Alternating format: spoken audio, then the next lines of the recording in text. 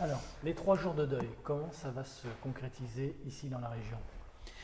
Le président de la République a décidé un deuil national de 3 jours, ce qui se traduit d'abord par la mise en berne des drapeaux tricolores où qu'ils soient, et qui ensuite peut se traduire par un certain nombre de manifestations, par exemple des minutes de silence, par exemple des moments de recueillement collectif, mais par respect de ce deuil national pour qu'il se passe dans la plus grande dignité, dans le respect des victimes.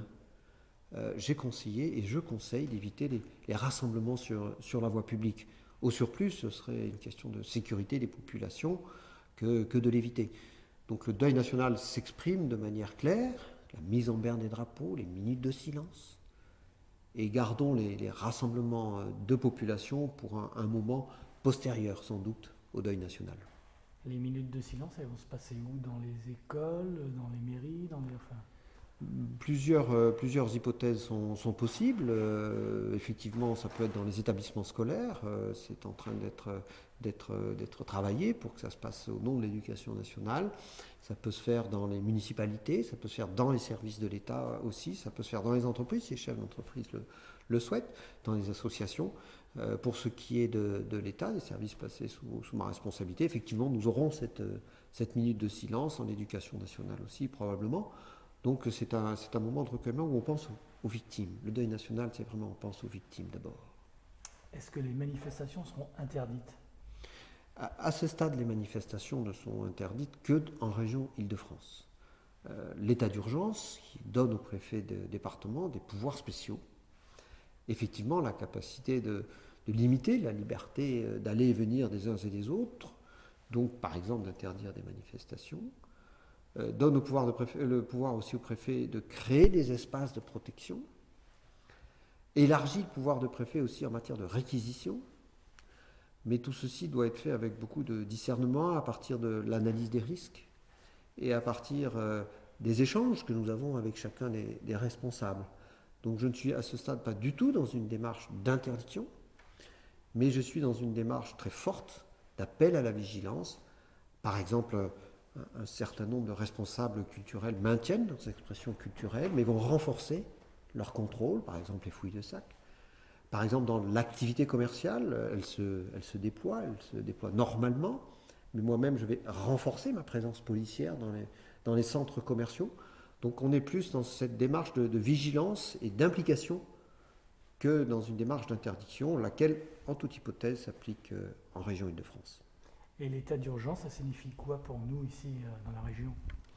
L'état d'urgence dans la région signifie que le préfet de département, donc avec tous les préfets de département qui m'entourent, nous avons des pouvoirs exceptionnels pendant quelques jours, une douzaine de jours, des pouvoirs exceptionnels sous le contrôle du juge, bien sûr, mais des pouvoirs exceptionnels que sont par exemple d'interdire des circulations, d'interdire par exemple des circulations la nuit dans certains quartiers, ce que nous ne faisons pas, de créer des zones de protection, c'est-à-dire d'empêcher les accès de certains lieux, ou d'élargir la réquisition, c'est-à-dire le pouvoir d'aller chez les gens sans autorisation judiciaire, de nuit comme de jour, pour des actions policières. Donc ça élargit considérablement le pouvoir du préfet. Ce pouvoir reste sous le contrôle du juge, mais à ce stade, dans tous les cas pour le département de la Loire-Atlantique, je ne suis pas dans une démarche d'interdiction. J'utilise tous ces pouvoirs nouveaux avec beaucoup de discernement et après échange avec les maires et avec les responsables des manifestations. Et pour ce qui concerne les gares et l'aéroport, enfin les transports, est-ce qu'il y a des dispositifs de sécurité supplémentaires? Effectivement, sur l'aéroport, il y a des dispositifs supplémentaires, puisque d'abord, j'augmente la présence policière de plus de la moitié des effectifs en quelques heures, pour permettre le contrôle systématique de tous les vols internationaux, y compris ceux qui viennent de l'espace Schengen, ce qui n'était pas le cas précédemment. Donc là, il y a un renforcement des contrôles aux frontières, comme l'a décidé le président de la République, qui est très net. À la gare, dans les gares d'ailleurs, il n'y a pas que celle de Nantes, mais dans les gares, nous avons effectivement renforcé la présence de sécurité, à Nantes bien sûr, avec notamment les forces de police et les forces militaires mises en place depuis Vigipirate, mais aussi à Saint-Nazaire et dans les autres gares avec les forces de gendarmerie. Donc là, c'est une présence policière renforcée.